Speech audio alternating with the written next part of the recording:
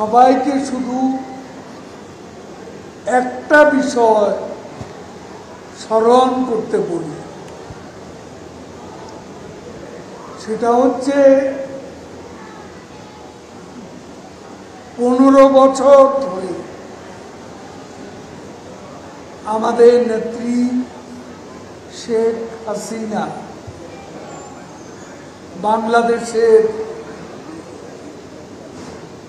ক্ষমতা রাজনীতিতে অধিষ্ঠিত আছে। এই 15 বছর আগে আর 15 বছর পরে বাংলাদেশের আজকে কি পার্থক্য আপনারা দেখতে পান? ওই বাংলাদেশের সাথে এই বাংলাদেশের কোনো মিল নেই। যিনি 3.5 ঘন্টা ঘুমান,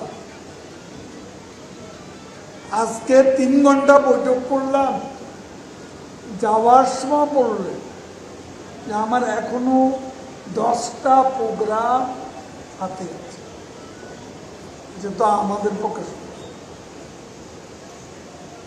হয়তো প্রোগ্রাম শেষ করে গণভবনে নিজের বাসভবনে সেখানে হয়তো উঠছেন, তখন সন্ধ্যা হচ্ছে। দুপুরের খাবার সন্ধ্যার পর খাচ্ছে।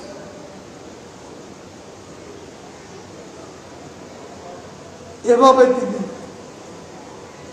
দেশের মানুষের ভাগ্য উন্নয়ন করছেন। আজকে নেত্রীর জন্য সবাই দোয়া করবেন, এটাই আপনাদের কাছে অনুরোধ। আপনারা যে প্রশ্ন করেছেন, এই প্রশ্নটা আমাকে না করে মির্জা ফখরুলকে করুন। তিনি কিভাবে জানলেন যুক্তরাষ্ট্রের অবস্থা এখনো আগের জায়গা?